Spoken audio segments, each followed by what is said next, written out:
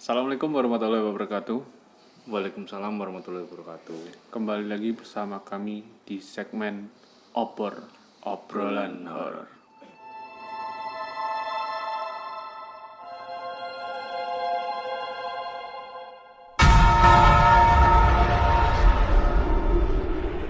Masih di channel kesayangan kalian, yaitu Kabut Hitam. Yoi. Kali ini kami akan membahas tentang cerita horor, kisah horor dari, panggil aja Ica. Kak Ica apa Dek Ica? Di Ica aja. Dek Ica. Nah, dengan user Twitternya yaitu @capslock HLSHXX dengan judul Desa Tak Kasat Mata di Gunung Merbabu. Udah lama nggak cerita tentang gunung mas ya. Ini langsung aja kita nyalakan opornya. Awal mula ini adalah suatu kisah nyata yang dialami oleh Bude, kakak dari Mama, yang sedang melakukan perjalanan menuju puncak Gunung Merbabu. Pada saat itu, Bude masih SMA di tahun 80-an. Bude adalah seorang pecinta alam yang sudah sering melakukan perjalanan ke hutan, gunung, dan tempat yang berbau alam. Gunung Merbabu terletak di daerah Kabupaten Magelang, Jawa Tengah. Pendakian kali ini diikuti oleh 4 teman sekolah dan komunitas pecinta alam Salatiga, Semarang. Sampailah mereka di base camp kaki Gunung Merbabu dan bertemu 2 pemandu wisata. Sebelum pendakian dimulai, mereka diberikan beberapa wejangan atau nasihat oleh bapak pemandunya.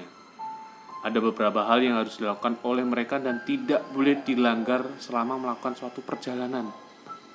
Setelah itu, mereka mengecek semua perlengkapan dan berdoa menurut agamanya masing-masing, kepercayaan. Aturannya, yang harus dipatuhi adalah 1. Tidak banyak bicara. Bercanda sembarangan, harus jalan dengan tenang. 2. Membuang sampah sembarangan, tidak membuang sampah sembarangan, buang kotoran sembarangan, bahkan meludah pun tidak boleh sembarangan. Yang ketiga, mengikuti semua arahan dari pemandunya. Gitu. Pendakian menuju puncak Merbabu pun dimulai. Mereka melewati jalur selo yang berada di Kabupaten Boyolali. Jalan menelusuri hutan yang sepi dengan pohon yang rindang dan besar-besar. Cuitan burung dan gesekan daun terdengar sangat jelas selama perjalanan. Desa pertama telah dilewati dengan aman. Setelah perjalanan sunyi, sepi, sesekali mereka bertatapan muka dan menegur satu sama lain agar selalu menjaga kestabilan kondisi tubuhnya. Terus berjalan menelusuri hutan mengikuti arah Pak Pemandu. Ada beberapa tempat yang dilewati merupakan tempat keramat dan tak boleh disentuh. Tidak terasa desa terakhir pun sudah dilewati. Mereka pun terus berjalan menuju puncak Merbabu. Tiba-tiba kabut mulai turun. Cuaca mendadak menjadi gelap dan mendung. Itu yang dinamakan kabut hitam. Kabut hitam dalam segmen Obor. Padahal perkiraan cuaca pada hari itu cerah. Belum saatnya juga matahari untuk terbenam. Tiba di suatu tempat ada sebuah gapura, gerbang besar. Dengan perasaan sadar tidak sadar, Bude berbisik dalam hati, loh kok masih di desa? Loh kok di sini masih ada desa? Bukan kita tadi udah lewatin desa terakhir? Kata Bude seolah-olah melihat ada sebuah desa yang ramai penduduknya seperti desa-desa pada umumnya. Pak Memandu juga sempat memberhentikan langkahnya dan berdiam diri melihat gapura desa tersebut. Tapi beliau tetap berjalan. Mereka pun memasuki desa tersebut. Salah satu temannya, Bude, bertanya ke Pak Memandu, "Pak, kok kita di sini?" Pak Memandu hanya diam, tidak menjawab pertanyaannya.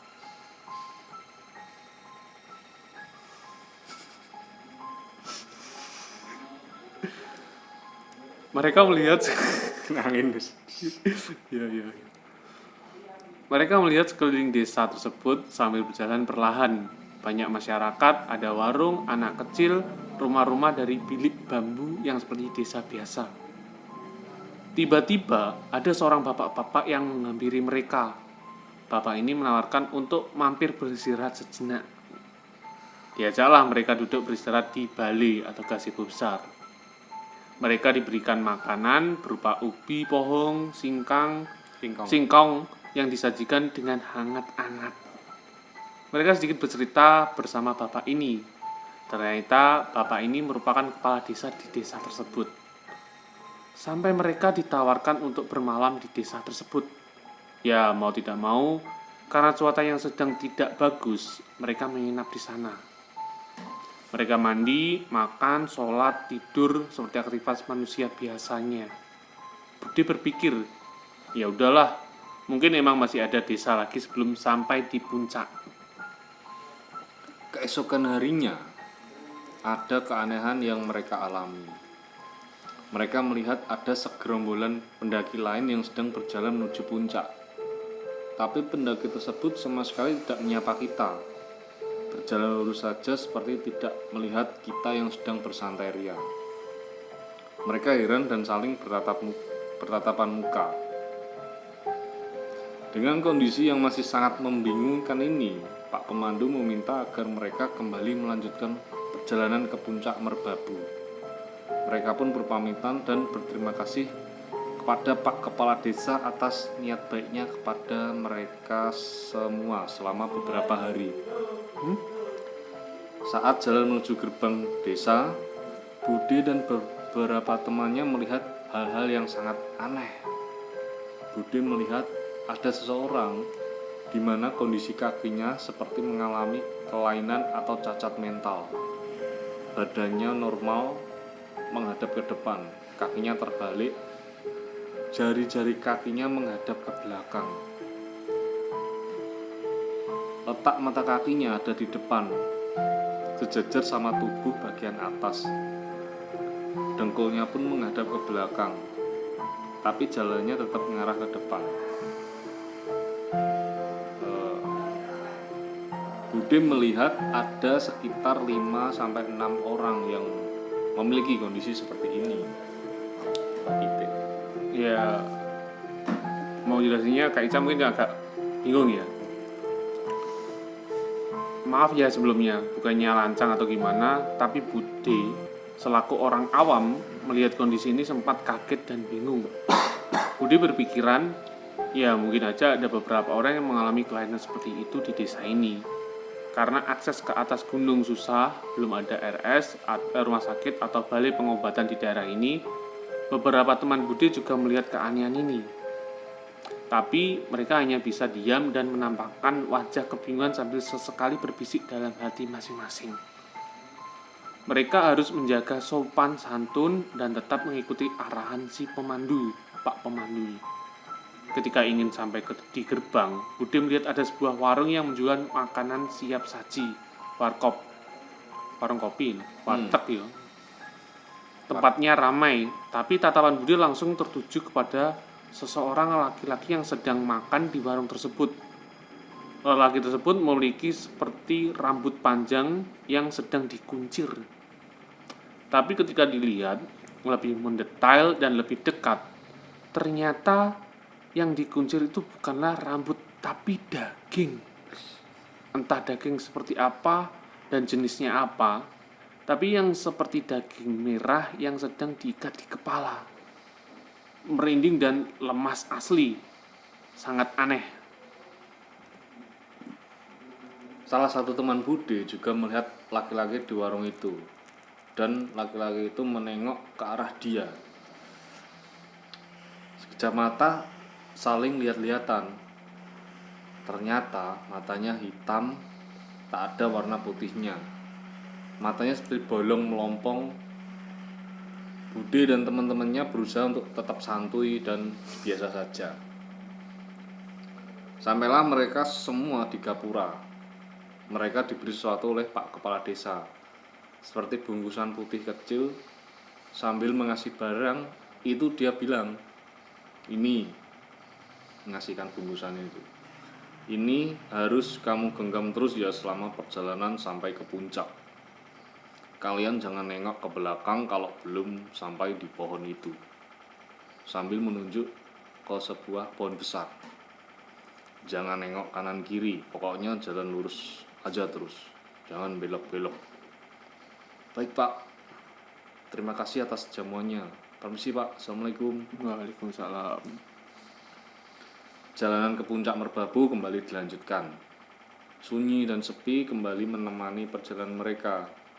Sampailah mereka di pohon besar yang ditunjuk oleh Pak Kepala Desa itu. Sebelumnya aman-aman aja, selang beberapa langkah melewati pohon itu.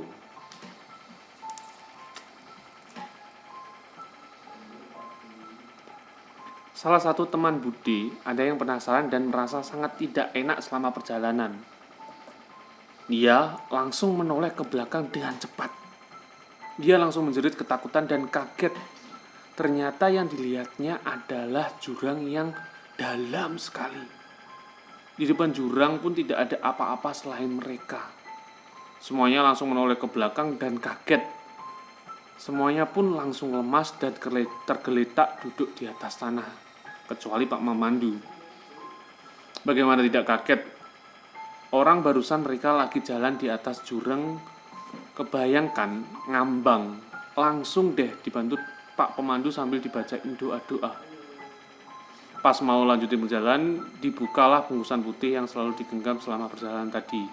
Dan ternyata isinya adalah suket teki. Tidak tahu isinya apa selama perjalanan tadi. Lanjut berjalan menelusuri hutan sampailah mereka di puncak Merbabu sekitar pukul 3 pagi.